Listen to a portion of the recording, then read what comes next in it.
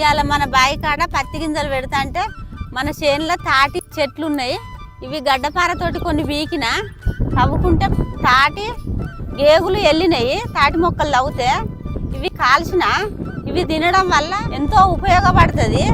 ఇంట్లో పిండి పదార్థం ఉంటుంది, షుగర్ లాంటిది తగ్గిస్తుంది, మనిషికి బరువు లాంటిది తగ్గిస్తుంది.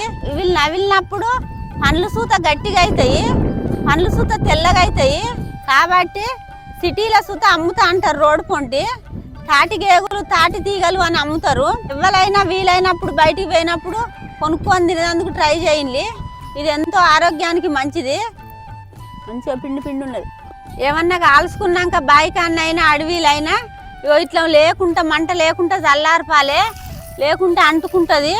గడ్డి మాములు ఉంటాయి, ఎడ్లు బర్రెలు ఉంటాయి, అన్ని పంటలు ఉంటాయి. కాబట్టి నీళ్లు పోసి లేకుండా పదం లేకుండా నిప్పు లేకుండా చల్లారిపాలే.